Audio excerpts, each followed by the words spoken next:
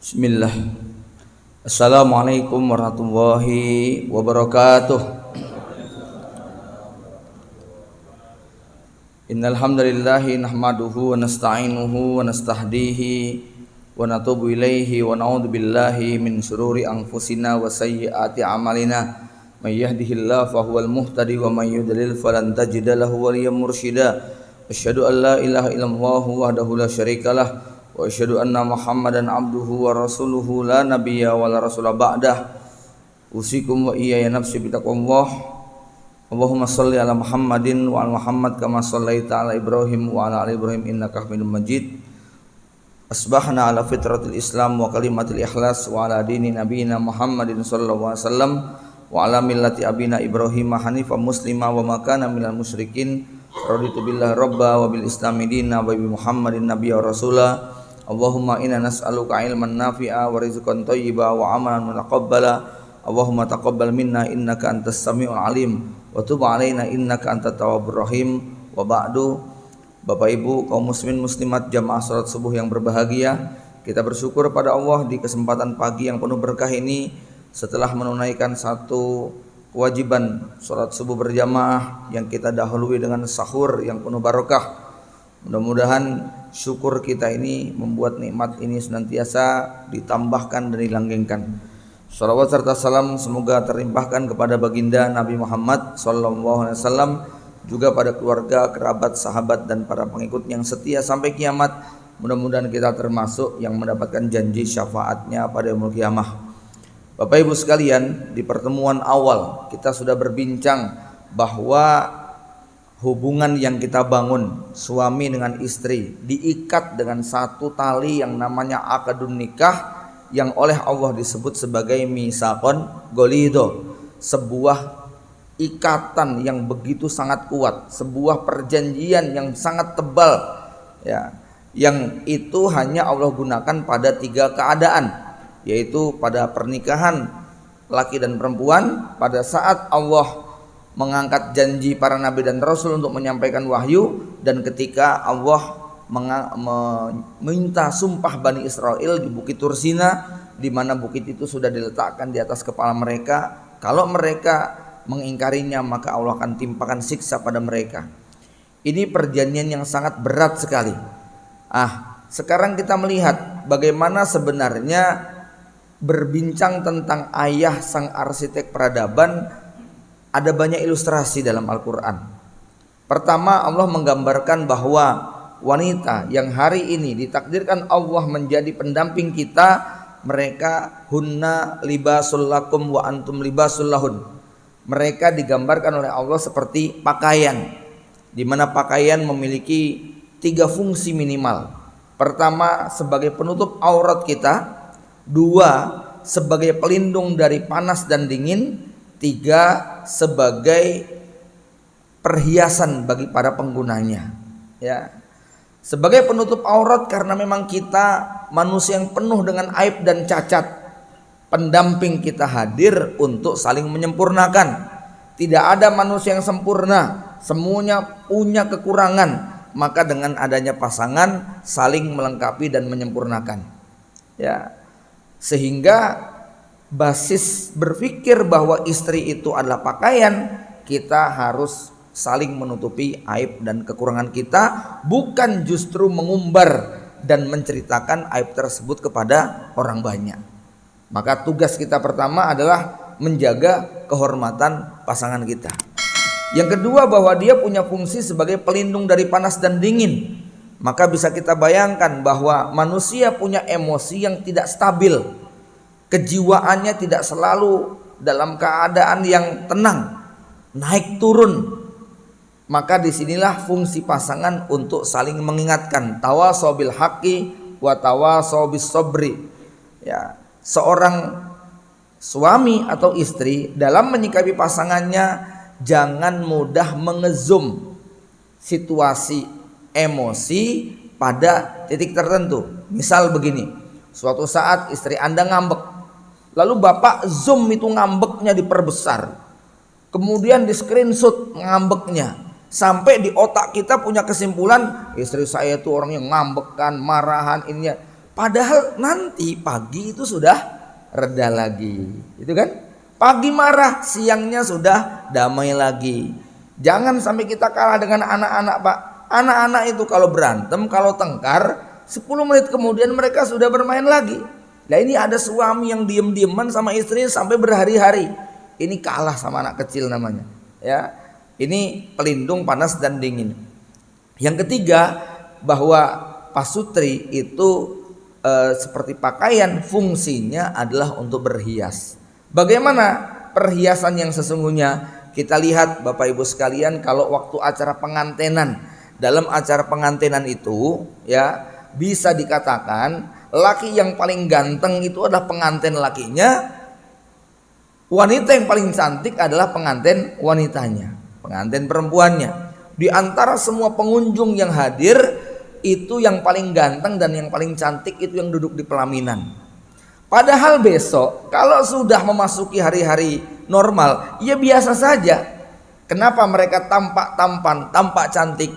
Karena pakaiannya yang berbeda dengan para pengunjung, gitu nih Pak. Ya. Lihat kalau waktu acara wisuda, semua santri karena kopiahnya, jasnya, celananya, sepatunya sama, maka hampir nggak bisa dibedakan mana yang tampan, mana yang kurang tampan. Semuanya kelihatan tampan. Yang perempuan juga demikian. Pakaian bisa mempengaruhi kita. Orang yang dohirnya jelek ataupun kurang tampan bisa diperbaiki dengan pakaian. Sebagaimana orang yang ganteng bisa kelihatan seperti gelandangan yang compang-camping.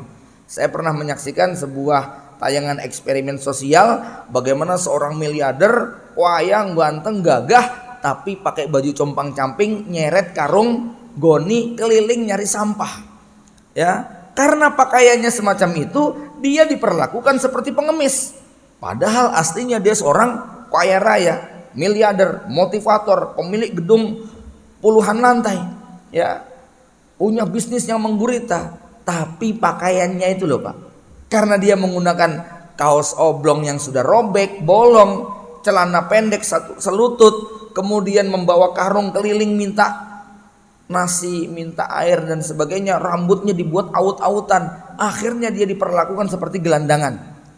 Ya, sebagaimana kalau orang yang aslinya jelek, akhlaknya jahat, ya, wataknya culas, tapi dia pakai jas, pakai baju rapi, pakai dasi, bawa tas koper, datang ngetuk pintu rumah kita, menawarkan proposal, itu kita bisa menghormati. Kita bisa tertipu oleh penampilan, ya. Maka begitulah kira-kira pasangan harus menjadi perhiasan bagi pendampingnya.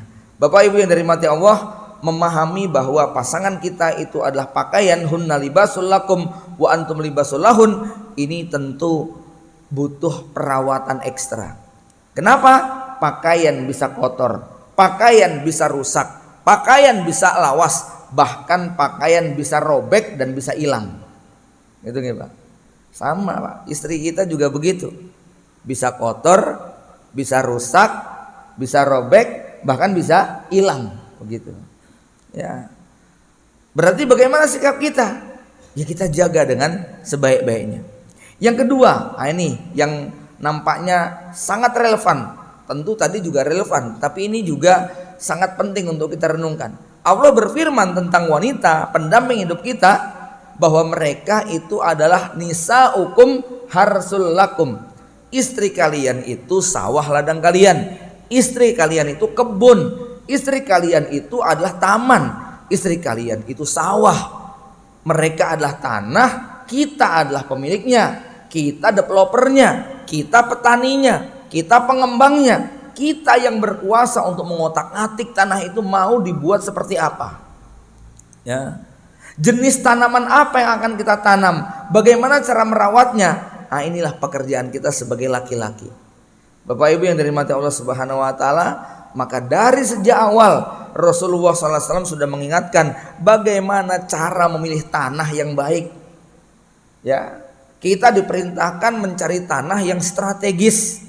Cara tanah yang punya nilai tambah, tanah yang memiliki pertumbuhan sangat cepat, tanah yang kalau kita tanam benih kemudian keluar pohon yang subur dan lebat. buahnya banyak, maka tentu kita sebagai petani sangat menyenangkan banyak orang yang mengambil manfaat dari keberadaan kebun tadi. Ya. Tapi kalau tanah kita gersang, kering kerontang, habis itu kemudian pupuknya, benihnya asal-asalan, tidak pernah diberi pupuk, tidak pernah disiram, maka Allah menggambarkan dalam Al-Quran, wal baladu thayyib yahruju nabatuhu biidzni rabbih. Tanah yang baik, tanah yang subur, yahruju nabatuhu biidzni rabbih, akan keluar di atasnya tanaman pepohonan yang sangat baik dengan izin Allah Subhanahu wa taala. Walladzi khabusa la yahruju illa nakida. Adapun tanah yang buruk, yang gersang kering kerontang, la yahruju illa nakida, yang tumbuh hanya pohon yang merana. Ya. Bapak Ibu yang dirahmati Allah Subhanahu wa taala, dari dua ilustrasi ini kita mendapat pelajaran penting dalam Al-Qur'an. Dua ilustrasi tadi bisa kita kembangkan. Istri itu seperti rumah. Kalau kita bikin rumah tangga, membangun rumah tangga, itu kita punya rumah. Ya, rumah tangga itu ya rumah yang kemudian ada tambahan tangga, bukan berarti tangga semacam itu, ya. Tetapi itu majazi betapa rumah ini akan menjadi tangga menuju sakinah, menuju kebahagiaan. Kita sebagai pemilik rumah, tugas kita merawat, menjaga. Rumah sebagus apapun, semewah semegah apapun, coba dibiarkan selama 2 tahun 3 tahun, Pak. Kira-kira jenengan punya rumah megah mewah 3 tahun nggak pernah dihuni, kemudian masuk ke sana pas malam Jumat Kliwon jam 12, horor nggak, Pak? Serem itu, ya. Nyalain lampunya mati, ya. Kerannya nggak ngalir, ya, nggak dibuka malah ngalir sendiri. Wah, ini horor nih kalau rumah kayak begini. Istri yang tidak pernah dirawat, tidak pernah dijaga, nggak pernah dipelihara, nggak pernah dibersihkan, nggak pernah diservis, nggak pernah direnovasi, kira-kira seperti rumah yang angker. Apalagi kalau rumahnya gubuk reot, wah itu lebih angker lagi, itu ya. Nggak pernah dirawat. Ya, tapi rumah yang kecil sederhana, tiap hari dirawat, dijaga, ini akan membuat nyaman bagi para pengunjungnya. Bapak Ibu yang dirahmati Allah Subhanahu wa taala. Maka dalam sebuah syair juga disebutkan, al ummu madrasatul ula. Ibu itu adalah madrasah pertama, wal abbu mudiruha, sedangkan bapak itu kepala sekolahnya. Ya. Bayangkan kalau kita punya sekolahan, ya. Ibu atau istri kita adalah sekolah pertama buat anak-anak kita. Kita sebagai bapak menjadi kepala sekolahnya. Tugas kepala sekolah beda dengan penjaga sekolah. Kalau penjaga sekolah tugasnya buka tutup pintu gerbang sama membunyikan bel pergi pulang. Tapi kalau kepala sekolah ini tugasnya sangat berat. Mengawal kurikulum bisa berjalan, KBM bisa berlangsung dengan baik, memastikan para outputnya nanti sesuai dengan harapan. Dan ini pekerjaan sepanjang zaman. Bapak Ibu yang dirahmati Allah, 3 ilustrasi ini 4 ya. 1 pakaian, 2 tanah, 3 rumah, 4 madrasah. Dari sini kita bisa mengambil kesimpulan betapa istri punya peran yang sangat strategis untuk membantu ayah merancang peradaban dari rumah. Ya. Baik, saya akan mundur pada kisah. Sebetulnya kisahnya mau saya mulai di awal, tapi saya buat ilustrasi 4 hal tadi yang mudah-mudahan mindset dan cara berpikir kita terbangun terlebih dahulu tentang peran strategis pendamping hidup kita yang namanya istri atau ibu bagi anak-anak kita. Ya. Bagaimana fatalnya ketika mereka tidak dirawat, tidak dijaga. Bagaimana parahnya kalau mereka tidak dipelihara, tidak direnovasi, tidak senantiasa diperbaiki. Bapak Ibu sekalian, kurang lebih 2-3 pekan yang silam berita viral seorang ibu muda usia 35, anak 3, tega menghabisi anak-anaknya. Targetnya 3-3-nya mati semua, tetapi 1 meninggal dunia, yang 2 masih bisa diselamatkan. Apa yang terjadi pada ibu di Brebes ini yang kemudian dia tega menghabisi anak-anaknya atas dalih cinta dan demi masa depan akhirat anak-anaknya. Sang ibu tak pengen anaknya hidup menderita sebagaimana derita yang pernah dia rasakan di waktu kecil. Sang ibu kering dan garing dari kasih sayang suami, sehingga ketika ibu ini ditanya, kenapa Anda melakukan demikian? Apa sebenarnya yang Anda inginkan? Jawaban sang ibu, saya cuma pengen disayang sama suami. Ya, saya tidak pengen anak-anak saya menderita sebagaimana saya. Biar mereka mati saja sejak kecil supaya masuk surga. Karena mereka masih usia belum balik, masih fitrah. Harapannya mereka tidak menanggung menderita. Daripada mereka hidup menderita kayak saya, lebih baik mati sejak kecil saja supaya bisa bahagia di surga. Saya masih berharap nanti ada pintu taubat buat saya sebelum saya meninggal dunia. Bapak Ibu sekalian, sangat miris seorang ibu yang tidak dirawat, tidak direnovasi, tidak diservis, tidak dijaga, hatinya gersang, jiwanya kering, tekanan ekonomi, tekanan sosial ditambah dengan tak adanya cinta dan kasih sayang membuat ibu ini melakukan tindakan yang menurut kebanyakan orang sadis. Ya. Bapak Ibu sekalian, saya mendengar cerita ini membayangkan bahwa ini adalah gunung es. Fenomena gunung es dari dua dimensi, dua sisi yang saya lihat. Pertama, gunung es secara kuantitas. Berapa banyak wanita yang mirip seperti ibu muda ini, yang jiwanya kering dan hampa, ruhaninya kosong, jauh dari cinta dan kasih sayang, ditambah dengan beban tekanan ekonomi dan sosial yang luar biasa, plus tidak punya ilmu dan solusi menghadapi masalah kehidupan. Ya, berapa jumlah wanita yang seperti ini yang tidak sempat terangkat oleh media, tidak terekspos ya oleh televisi ataupun media cetak, tapi sebenarnya jumlahnya banyak. Kenapa? Karena kita khawatir kalau sebenarnya fenomena ini ada, cuman kita nggak dengar. Ini gunung es yang perlu kita singkap. Jangan-jangan banyak ini, walaupun dengan kualitas yang berbeda. Mungkin nggak sampai pada level itu deritanya, tetapi indikator ke arah sana ada. Ini gunung es pertama. Gunung es yang kedua yang saya maksudkan adalah ya, apa sebenarnya yang melatar belakangi sampai ibu ini kok kemudian nekat melakukan tindakan yang di luar batas kemanusiaan. Ya, orang kita pernah dengar sak kejam-kejamnya harimau nggak ada yang memangsa anaknya sendiri, kan begitu Pak? Ya, tapi ada ibu yang membuang anaknya. Kemarin berita viral juga nggih, bayi dimasukin dalam kardus, ditemukan sama Pak polisi. Di situ ada tulisannya, saya tidak sanggup untuk merawat, tidak sanggup untuk melihara, tolong selamatkan hidup anak ini. Bagaimana seorang bapak ibu yang sah dari anak tadi? Sah maksudnya bapak ibu kandungnya ya, biologisnya. Saya tidak tahu bagaimana latar belakang proses dia punya anaknya, tapi yang jelas itu ada anak biologis dia yang kemudian dia campakkan, diletakkan di pinggir rombong, dimasukkan dalam kardus, kemudian dituliskan, mudah-mudahan kamu selamat nak, bapak ibumu nggak sanggup untuk memelihara. Bapak ibu yang dirahmati Allah Subhanahu Wa Taala, ya,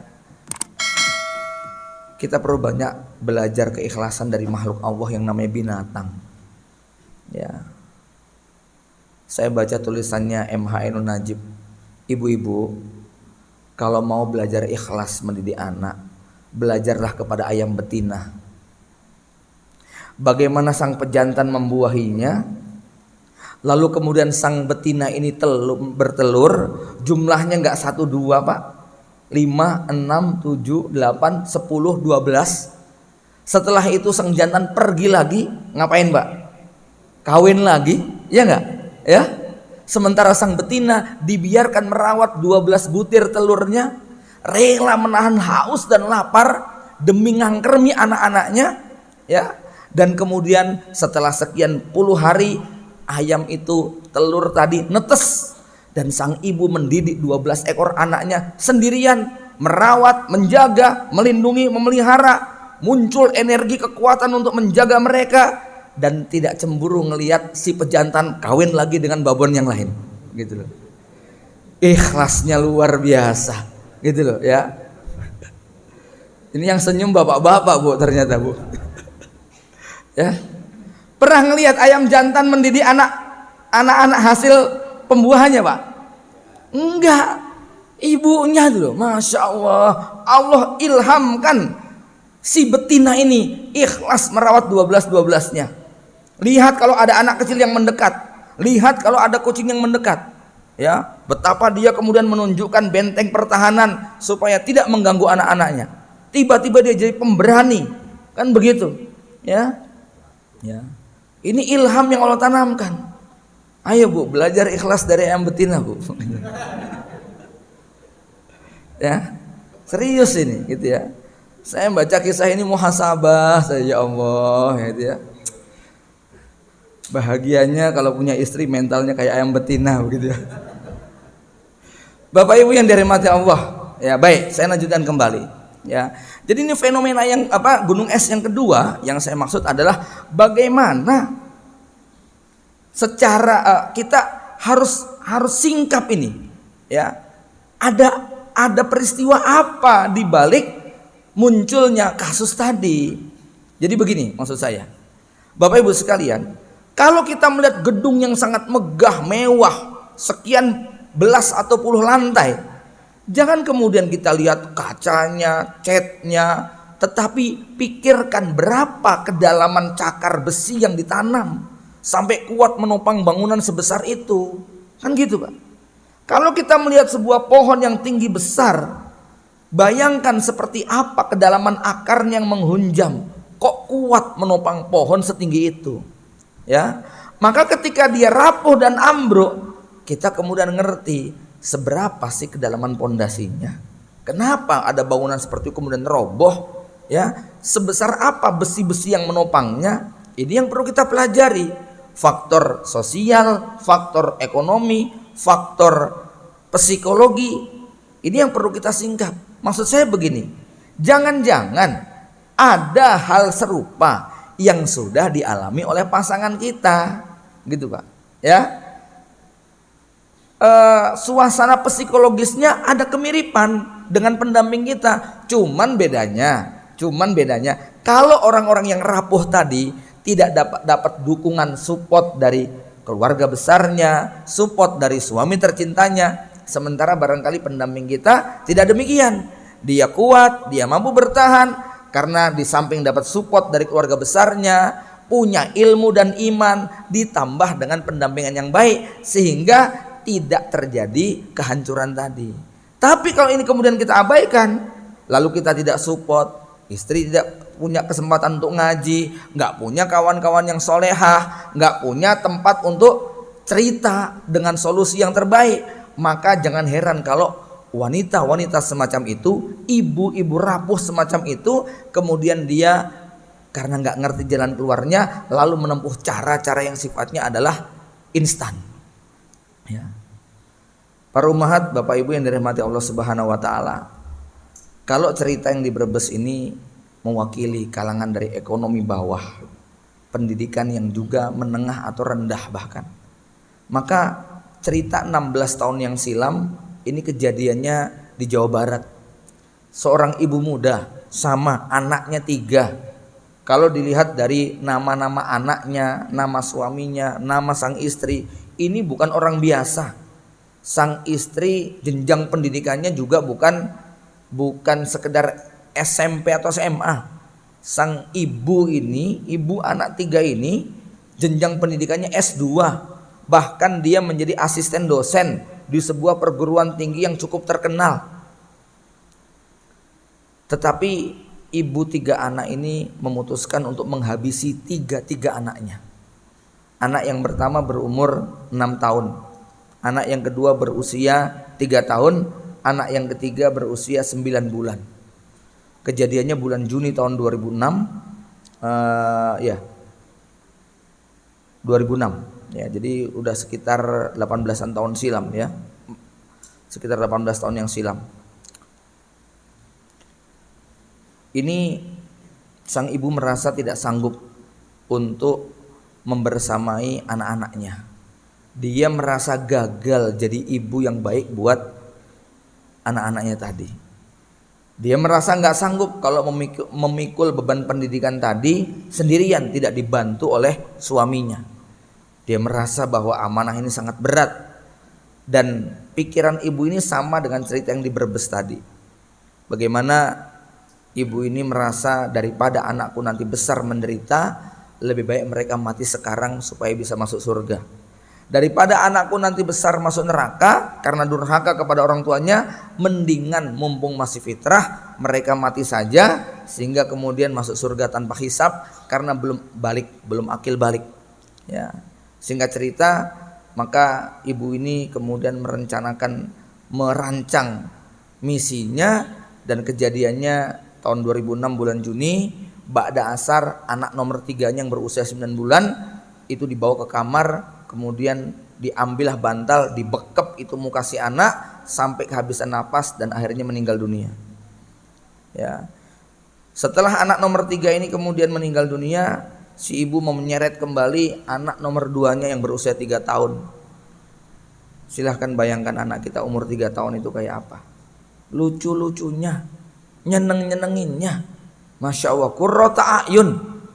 Anak 3 tahun itu Pak, ngompol itu aja nyenengin, mecahin gelas nyenengin, numpahkan kecap di lantai nyenengin, berantakin kamar kita nyenengin, ya, mukul kita nyenengin. Nggak ada anak kayak gitu yang jengkelin.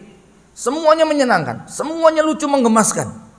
Ya, kalau sampai ada ibu yang tega merenggut nyawanya, saya tidak tahu latar belakang suasana psikologis apa yang sebenarnya dia rasakan. Beban berat mental apa yang membuat dia kemudian tertekan. Ya, anak 3 tahun itu kemudian diseret ke kamar seperti adiknya yang sudah mendahuluinya. Si anak itu kemudian dibekap dengan bantal, berontak cukup lama tapi akhirnya meninggal.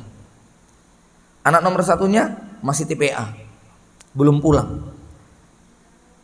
Sebelum jam 5 pintu diketuk, mobil yang mengantarkan anak-anak TPA memberi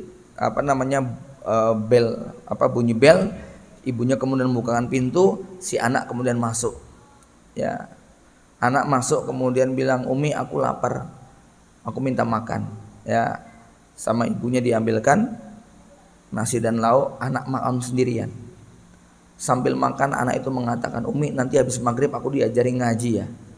Ya, sang ibu nggak mampu menahan air mata, tetapi malam ini dia harus menghabisinya.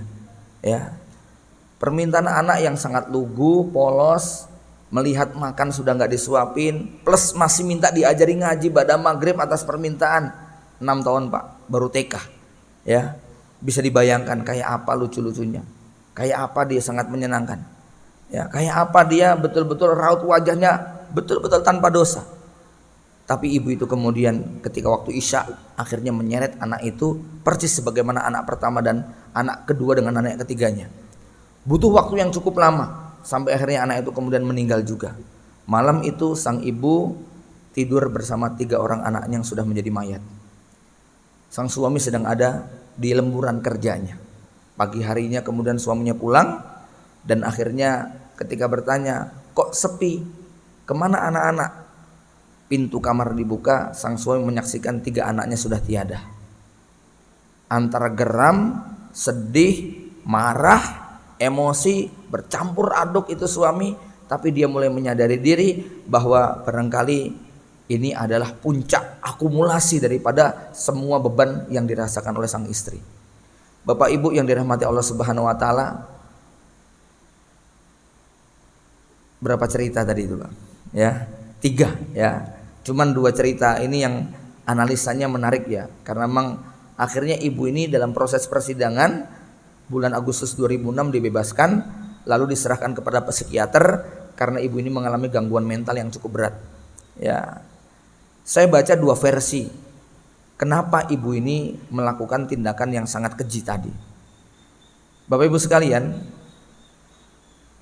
kalau kita membaca ya komentar netizen itu kan paling enak banget Pak ya, bikin komentar itu Pak ya. Ya, ibu sadis, ibu ini, ibu itu dan sebagainya. Ya, maka saya mengajak kepada Bapak Ibu untuk menahan diri, tangan kita jangan dipakai buat komentar yang semacam itu. Kenapa kita tidak sedang merasakan apa yang dia rasakan? Kita tidak mengalami apa yang dia alami. Kita nggak pernah mengerti apa yang sebenarnya ada di balik itu semuanya. Kita hanya mampu menangkap permukaan lalu memberikan komentar seenaknya. Ya, kira-kira itu membuat dia itu makin ringan atau makin tertekan, Pak? Makin tertekan. Ya, Bapak Ibu sekalian, kenapa kita perlu menjaga diri? Ya di satu sisi bahwa naudzubillah kalau kemudian Allah menguji kita dengan hal yang serupa. Karena dalam satu riwayat disebutkan kalau ada orang yang suka mencela perilaku atau dosa seseorang yang boleh jadi dia bertobat, maka orang ini tidak akan mati sampai dia diuji oleh Allah melakukan dosa tadi. Gitu ya. Misalnya ada seorang pezina yang dia sudah bertobat, terus kita nyinyir terus, dasar pelacur. Pelacur mah pelacur, mantan ya tetap aja pelacur pokoknya. Padahal dia boleh jadi sudah bertobat, gitu kan? Tapi kita terus saja menghujat. Maka kata Rasulullah, orang ini tidak akan mati sampai Allah menguji dia dengan apa? Perilaku seperti apa yang dia celah. Ya. Naudzubillah summa naudzubillah. Maka tahan kalau kita ibu-ibu terutama ya, hati-hati kalau memberikan komentar atas sebuah berita atau kejadian ya yang menimpa. Tapi kalau kita melakukan evaluasi, muhasabah, analisa, bismillah. Ya, Bapak Ibu sekalian, dua analisa yang saya baca. Pertama dari Ustadz Adrianus Rusfi. Ya, beliau ini seorang pendiri majalah Umi. Beliau ketika menulis buku Menjadi Lelaki Luqmanul Hakim, memulai mukaddimah buku tadi dengan kisah ibu tersebut. Itu kan, ya. Beliau menggambarkan beban berat seorang ibu yang subhanallah, pekerjaannya domestik semua nggih Pak, kebanyakan ibu-ibu itu Pak. Bapak Ibu sekalian, Bapak-bapak, saya perlu ingatkan diri saya dan Bapak-bapak sekalian, pekerjaan istri kita, ibu rumah tangga bagi anak-anak kita, itu pekerjaan domestik semuanya. Pekerjaan domestik itu asik nggak sebenarnya Pak? Capek Pak. Yang dilihat tiap hari apa? Rumah berantakan, anak ngompol, anak berantem, ya. Terus apa lagi? Tumpukan cucian yang menggunung, setrikaan yang masih aut-autan, jemuran yang belum diangkat, apalagi ya, anak yang belum dicawii, malam ngeloni, wis pokoknya tahu-tahu suami datang minta dilayani, minta disuguhi, minta ini minta itu. Kalau pekerjaan non domestik gimana Pak? Asik di kantor, di jalan, di kafe, main bola di lapangan, seneng sama teman-teman. Ya, hiburan, goes, pekerjaan luar negeri ini asik semua ya Pak. Ya, walaupun kita merasa aku ini sudah berjuang mati-matian cari duit itu demi kamu, padahal nggak seberapa duitnya, gitu kan? Ya, ya.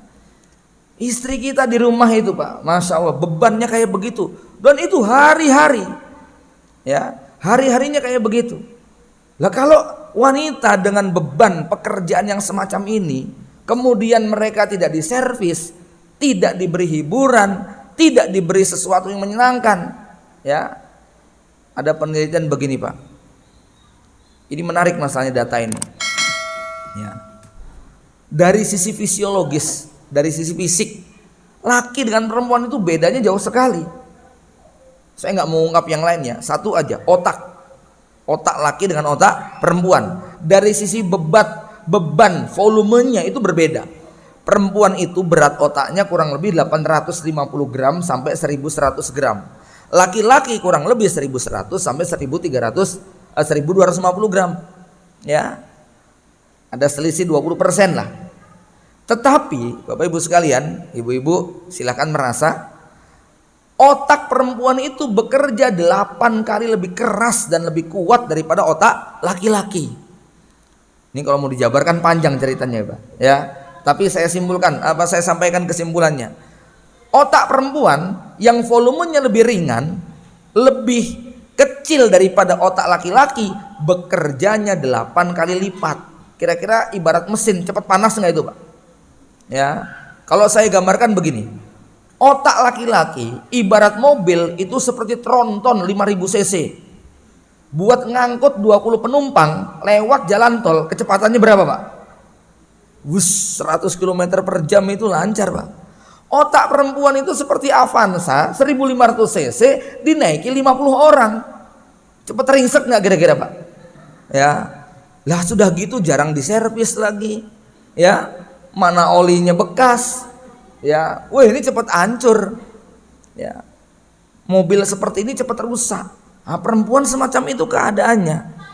Ya, maka ada jawaban menarik ketika seorang laki-laki bertanya, Ustadz, gimana menghadapi istri yang ngambek, marah, cerewet, begitu kan? Gampang ngamuk dan emosian.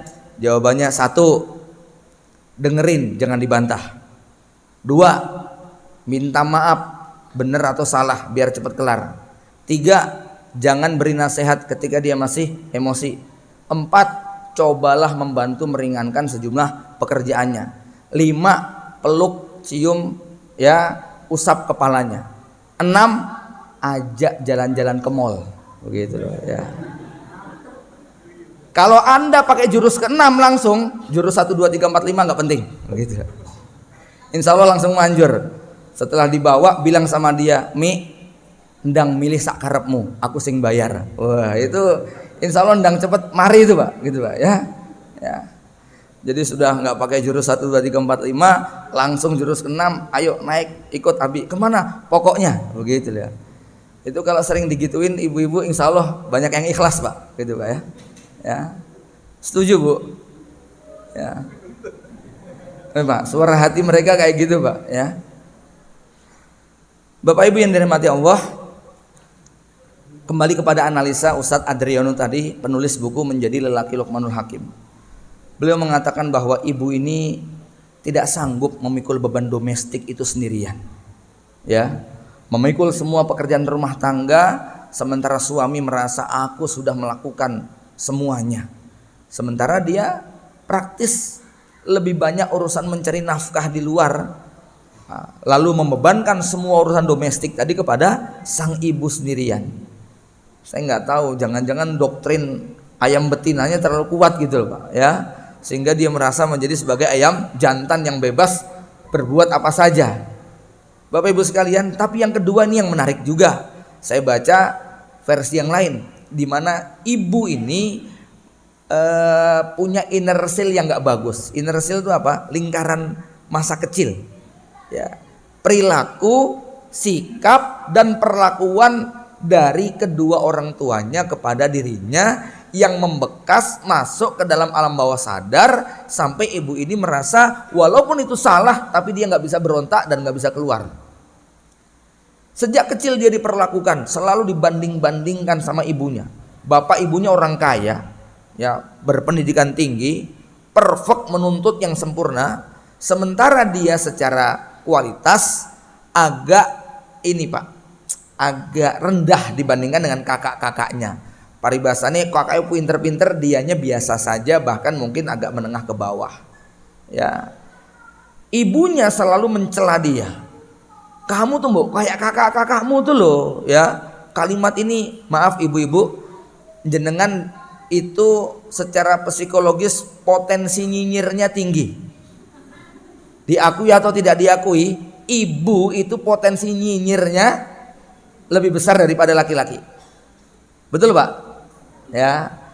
Anak berbuat apa, ibunya anak belum sempat ngomong, ibunya begitu loh ya. Anak beri pembelaan sedikit, ibunya tapi begitu kan ya. Sampai anak nggak berdaya, nggak bisa memberikan pembelaan apa-apa.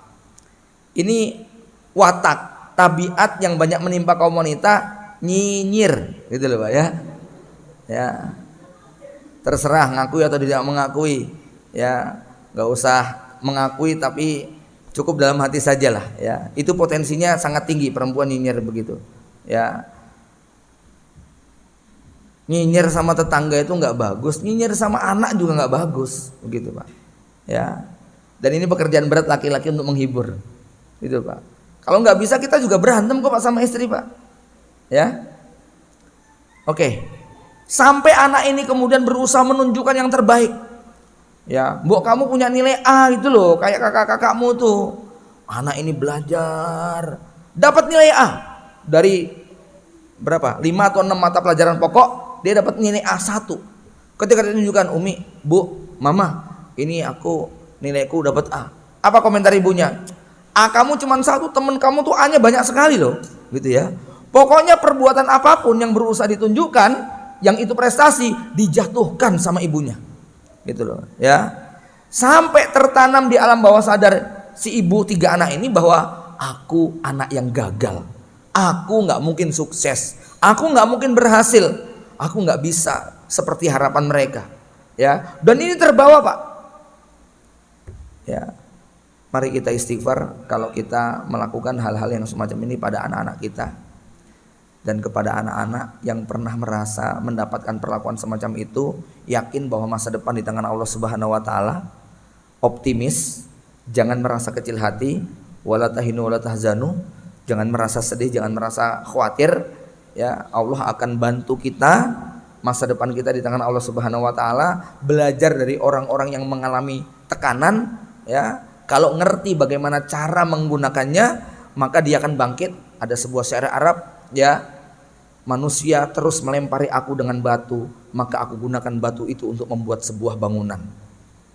Makin banyak mereka melempari aku batu, makin besar bangunan yang bisa aku buat. Gitu loh, Pak. Ya, belajar dari keledai ketika dia terperosok ke dalam sumur, lalu pemiliknya kemudian kebingungan bagaimana cara menyelamatkan. Akhirnya dia berpikir praktis. Ini korbannya keledai saya, ya, nanti jangan-jangan ada korban yang lain. Akhirnya dia kemudian apa? Menguruk sumur tadi dengan tanah. Ya, biarin keledai saya mati sekalian. Si keledai yang meringkik minta tolong, justru jawabannya adalah tanah-tanah yang diturunkan. Ya, tapi dia tidak berputus asa.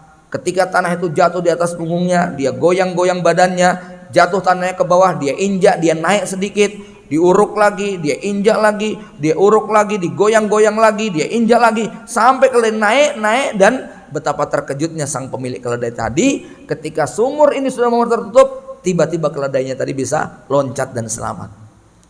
Anak-anakku sekalian, kalau Anda pernah mengalami situasi kehidupan semacam ini, jangan kalah pintar sama keledai, gitu ya. Semua tekanan, cacian, bulian, hinaan, bagi mereka yang mengerti bagaimana cara menghadapinya, justru itu akan menjadi batu yang akan mengangkat derajat dan kedudukan dia. Tapi tentu saja ini bukan berarti kita boleh membuli dan mencela anak-anak kita, gitu Bapak Ibu sekalian. Jadi cerita tentang wanita ini adalah cerita tentang bagaimana mental dia sudah hancur sejak kecil, sehingga pada saat dia menikah, dia punya mental, aku nggak bisa jadi ibu yang membahagiakan. Sebagaimana dulu waktu kecil dia merasa, aku nggak bisa membahagiakan kedua orang tuaku, aku gagal memenuhi harapan mereka.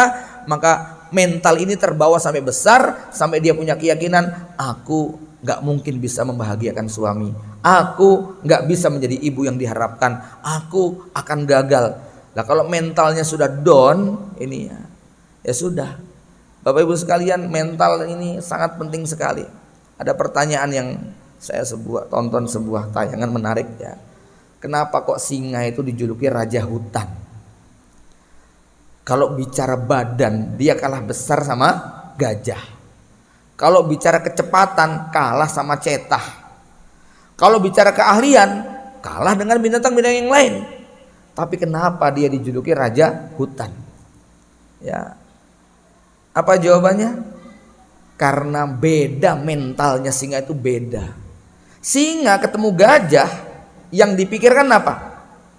Gimana caranya saya makan siang ya?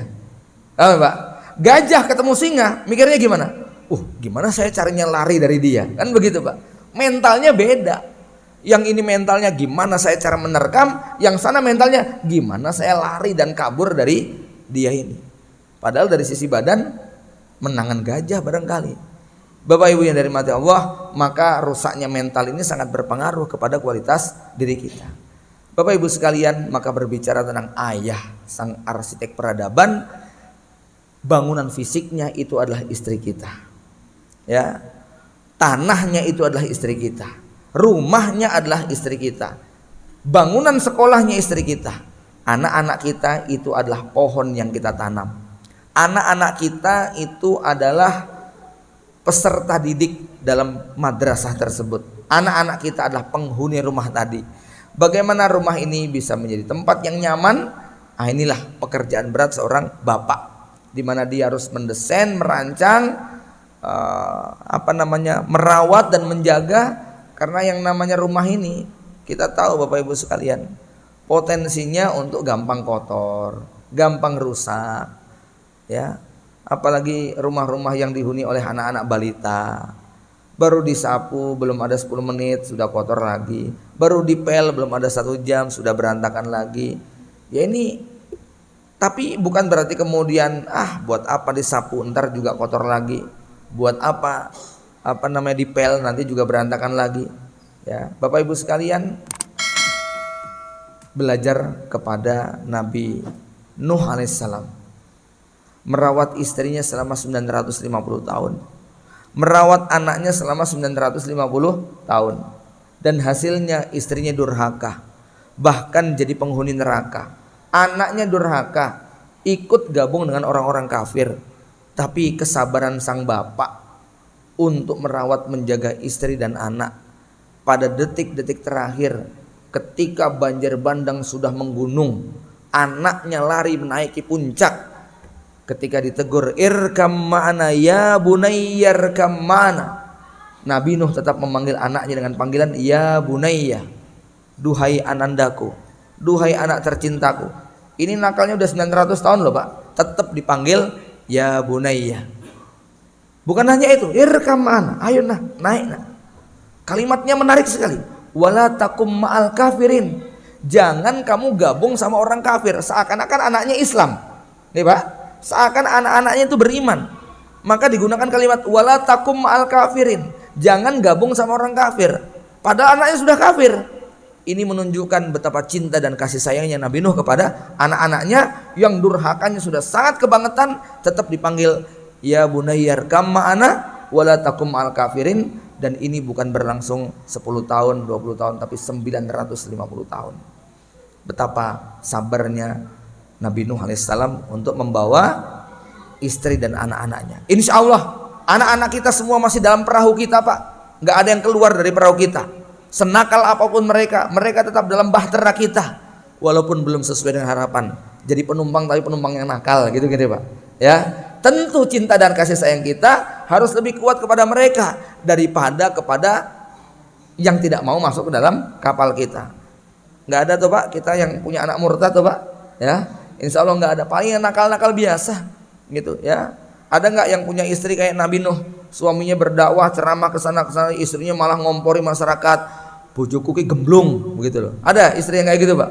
Ya, ojo ngandel karo bojoku, hoax semuanya. Insya Allah nggak ada yang digituin ya Pak. Ya, nah itu bojonya Nabi Nuh tuh kayak begitu Pak. Makanya Allah sebut sebagai apa?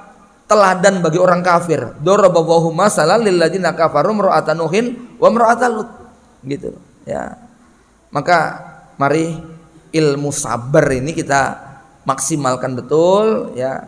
Jadi ngapunten Bapak Ibu, Bapak-bapak, nek istri jenengan cuman rodok ngeyel siti ya, rewel, ngambek, emosi, ingat Nabi Nuh alaihissalam yang merawat 950 tahun dan tidak diceraikan istrinya Pak, nggak diceraikan. Nakalnya sudah kayak begitu, nggak diceraikan, tetap dirawat, disabari ya. Begitu juga dengan anak-anaknya. Dan yang menarik, Allah menyebut Nabi Nuh, innahu kana abdan syakura, sesungguhnya Nabi Nuh itu adalah hambaku yang bersyukur. Harusnya hambaku yang apa Pak? Yang sabar. Tapi kok Allah menyebut hamba yang bersyukur? Ini betul-betul Nabi ulul azmi pertama yang dijadikan teladan. Bahkan Rasulullah diperintahkan untuk mengikuti jejak Nabi Nuh. Wasbir kama sabaru ulul azmi minar rusul. Bapak Ibu jamaah yang dirahmati Allah Subhanahu wa taala, demikian kajian kita pada pagi hari ini, berbincang tentang bagaimana menjadi ayah, arsitek peradaban rumah yang butuh ilmu, butuh bekal yang sangat banyak. Karena apa? Batas akhir perjalanan kita adalah kematian. Wallahu a'lam bishawab. Aku qouli hada wa astaghfirullah li wa lakum subhanakallahumma wa bihamdika asyhadu an la ilaha illa anta astaghfiruka wa atubu ilaik. Assalamualaikum warahmatullahi wabarakatuh.